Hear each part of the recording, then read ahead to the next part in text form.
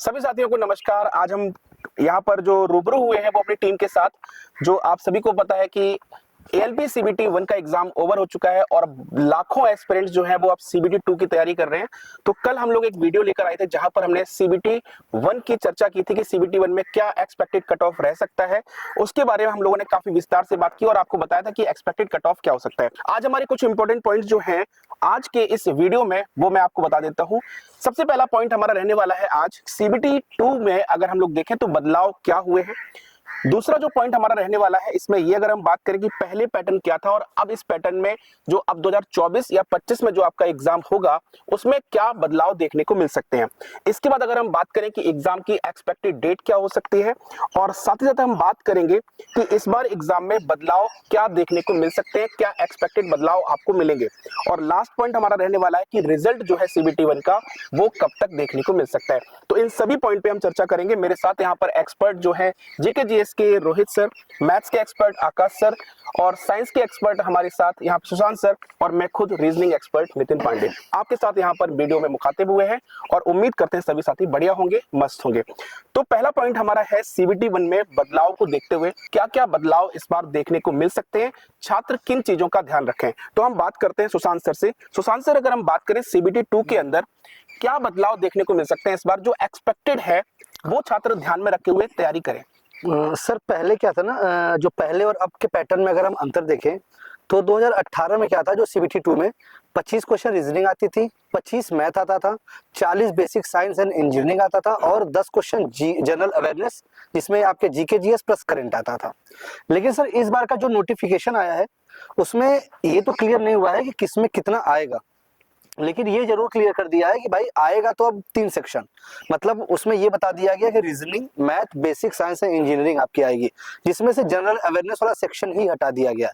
But अभी sir ये clear नहीं किया है कि 25 25 40 तो सर 90 होते हैं, लेकिन ये क्लियर नहीं किया कि 25 25 40 होगा या 30 30 40 होगा या 25 25 50 होगा। अभी ये कुछ क्लियर नहीं है। तो ये अगर देखा जाए सर, ये माना जा सकता है कि टेक्निकल हमारा है, लोको पायलट का अगर हमारा ये एग्जाम हो रहा है तो हो सकता है बेसिक साइंस एंड इंजीनियरिंग के क्वेश्चन 50 बढ़ा दे और रीजनिंग मैथ के 25 25 कर दे, या ये भी हो सकता है कि 30 30 और आपके बेसिक साइंस इंजीनियरिंग का 40 ही रहने दे, क्योंकि टोटल उसको 100 बनाना ही बनाना है। तो यानी कि सर का कहना ये है कि जो आपके 10 क्वेश्चंस हैं वो 5-5 हो सकता है कि रीजनिंग मैथ में ऐड हो जाएं, या फिर हो सकता है कि डायरेक्ट 10 क्वेश्चन वो आपको साइंस में ऐड होते हुए दिखें। तो बेसिक बदलाव ये देखने को मिल रहा है। अगर हम बात करें पहले के पैटर्न में, पहले का पैटर्न जो था उसमें किस तरह से क्वेश्चंस आ रहे थे और क्या था सिलेबस पहले? सर अगर मैं अपना सब्जेक्ट बताऊं, basically basic science and engineering का, तो सर बच्चे इसमें ना सबसे ज्यादा कंफ्यूज ये रहते हैं कि ये वो वही जनरल साइंस हमारी, जबकि जनरल साइंस हमारी बिल्कुल अलग है और बेसिक साइंस हमारा बिल्कुल अलग है। इसमें आपको इंजीनियरिंग ड्राइंग देखने को मिलेगा। और अगर रही बात, जैसे अगर उसमें आपको टॉपिक मिल रहा है वेलोसिटी एंड स्पीड करके, तो ये हमारा जनरल साइंस का पोर्शन नहीं है, इसमें टोटली न्यूमेरिकल बेस्ड है, वर्कशॉप बेस्ड है। जो आपके वर्कशॉप में जो कैलकुलेशन होते हैं उस पे बेस्ड पूरे न्यूमेरिकल्स आपको देखने को मिलेंगे बेसिक साइंस एंड इंजीनियरिंग में। और आपको इंजीनियरिंग ड्राइंग तो आना ही आना है, उसमें 10 से 12 क्वेश्चन टोटली वर्कशॉप से आपके, लगभग आपको टोटल अगर देखा जाए तो 25 से 30 क्वेश्चन वर्कशॉप से मिलते थे और 10 से 12 क्वेश्चन आपके मिल लेते थे आपके इंजीनियरिंग ड्राइंग से। ठीक है, तो आप बिल्कुल, मैं तो कहूंगा कि आप पैटर्न के हिसाब से तैयारी करें, पिछले पैटर्न को पीछे करते हुए, पिछले पैटर्न को ना देखें और जो अपडेशन हमारे पास आई है उसके मुताबिक आप तैयारी करने की कोशिश करें। और देखिए बहुत ज्यादा मेजर बदलाव तो नहीं होंगे, वो 5-5 क्वेश्चन हो सकता है कि रीजनिंग मैथ में ऐड कर दे, हो सकता है कि 10 क्वेश्चन साइंस में ऐड कर दे, बस यही बदलाव होगा। इसके ज्यादा बाकी सर मैं तो ये भी कहूंगा कि पिछले पैटर्न्स को, क्वेश्चंस को देखें, आप पैटर्न क्वेश्चंस को देखें, लेकिन जो जनरल अवेयरनेस को ऐसा नहीं पढ़ के गए और पता चला जनरल में आनी ही नहीं, हाँ सर, तो मैं उस पैटर्न्स को ना देखें। यहाँ पर मैं एक बात और सर ऐड करना चाहूंगा। सर ने तो बहुत अच्छी इन्फॉर्मेशन दी।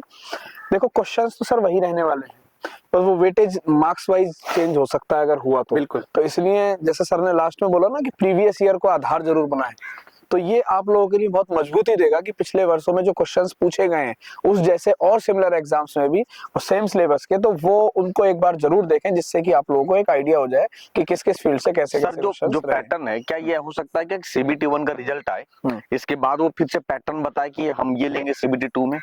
सर मेरा एक अगला क्वेश्चन आपसे यही है पहले, अच्छा, कि सीबीटी 1 का जो रिजल्ट है वो एक्सपेक्टेड कब तक है, क्योंकि सीबीटी 1 29 नवंबर को खत्म हो चुके हैं, तो इसका रिजल्ट की संभावना कब तक है? सर एक्चुअली अगर हम देखें बेसिकली जितने भी एग्जाम हुए हैं रेलवे के, तो वो कम से कम सर 3 से 4 महीना वो गैप लेता ही लेता है, क्योंकि इसके बाद टेक्नीशियन का पेपर है, फिर आरपीएफ एसआई का पेपर है, और मार्च में दिसंबर पूरा हाँ, कवर है। हाँ सब दिसंबर है सर। ये आप मान के चलिए कि 2025 में ही इसका आपके रिजल्ट देखने को मिलेंगे। 2025 में सर कब तक? अब सर ये मान के चलिए फरवरी मार्च ले लेगा सर मार्च ये। तक। हाँ बिल्कुल। ओके। इसके बाद सर मुझे लगता है रिजल्ट के 1-1.5 महीने ही समय देगा मेरे हाँ हाँ हाँ हाँ यानी फरवरी में, अगर मैं कहूँ कि फरवरी में रिजल्ट आ जाता है तो मार्च और अप्रैल में ये एग्जाम करा लेगा। सर ये आप ये मान के चलिए कि 2025 का भी कैलेंडर जारी कर दिया है रेलवे ने।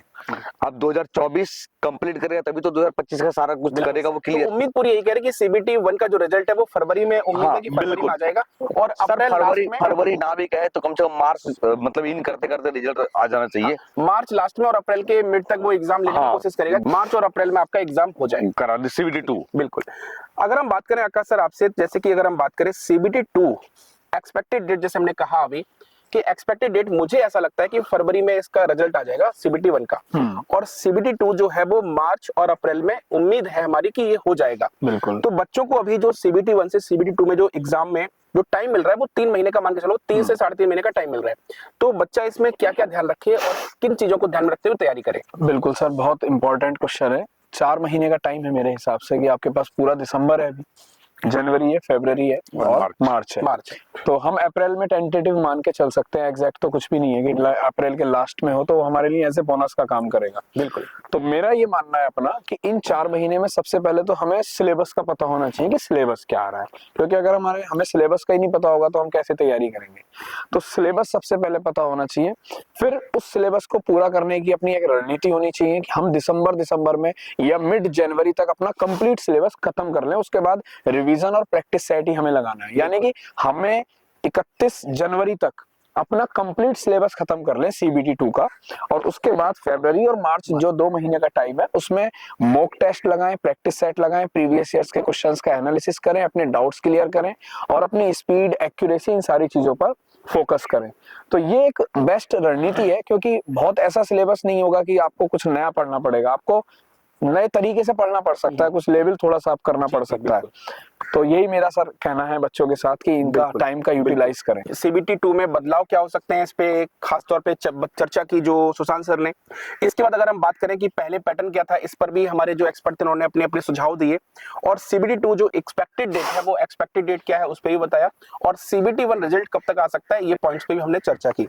लास्ट में ये पूछना चाहूंगा रोहित सर आपसे, सीबीटी 2 को ध्यान में रखते हुए छात्रों के लिए कुछ संदेश।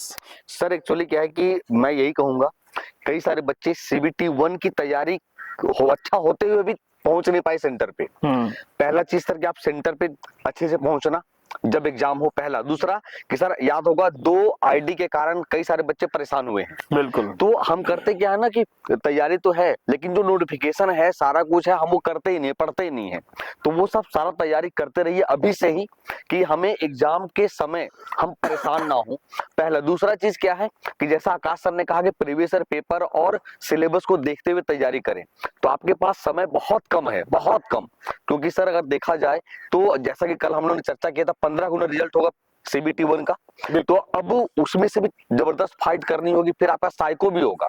तो आप ऐसा करिए कि ऐसा तैयारी करें कि आप सीधा सीबीटी 2 निकालें और फिर साइको में डायरेक्ट जाएं, है ना? बिल्कुल बिल्कुल। सर मैं तो बच्चों से ये भी कहना चाहूंगा कि जो आपका सबसे खतरनाक पोर्शन है जनरल अवेयरनेस का, जिसमें आप कितना भी पढ़ लो कम है। बिल्कुल। आप 10 में 4 स्कोर करोगे, 5 स्कोर करोगे, बहुत पढ़ लो फिर भी, तो वो सेक्शन ही हटा दिया गया। आपका मैथ, रीजनिंग और बेसिक साइंस, तो भाई उसी पे लग जाओ, और जनरल अवेयरनेस हटा दिया, आपके लिए प्लस पॉइंट है, और मतलब सर स्कोर बढ़ सकता है इसमें। हाँ, और सर इस सभी के लिए हमारे एसजीआई कंपटीशन क्लासेस के चैनल पर बिल्कुल फ्री क्लासेस हैं, कोई पेड नहीं है, और अपडेटेड कंटेंट आप लोगों को मिल रहा है, रीजनिंग का भी, मैथ्स का भी, और रोहित सर जीके जीएस में धमाकेदार क्वेश्चंस करा रहे हैं।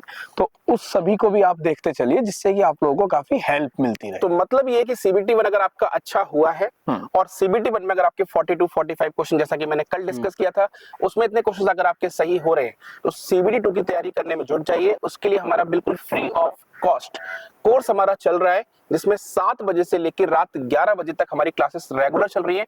वो आपको थंबनेल पे एनटीपीसी और ग्रुप डी लिखा मिलेगा, लेकिन सीबीटी 2 में भी आपकी 100% हेल्प करेगा। मैं 99% भी नहीं कहूंगा, 100% आपको हेल्प मिलेगी, चाहे वो मैथ्स की बात करें, चाहे वो जनरल अवेयरनेस अगर आती है तो उसकी अगर हम बात करें, रीजनिंग की बात करें, साइंस की बात करें, तो हम इन सभी एग्जाम्स को ध्यान में रख के आपको तैयारी करा रहे हैं। और खास तौर पर एनटीपीसी के लिए तो आप क्लास ले ही सकते हैं, और वो आपके लिए एक ड्रीम जॉब होती है, जितने भी गवर्नमेंट जॉब की तैयारी कर रहे हैं और रेलवे की कर रहे हैं। ठीक है, तो आप सभी छात्र हमारे साथ जुड़े, इसके लिए आपका बहुत बहुत धन्यवाद। अगर आपका कोई सुझाव है तो कमेंट बॉक्स में जरूर दीजिएगा। मिलते हैं नेक्स्ट वीडियो में। सभी साथियों को नमस्कार।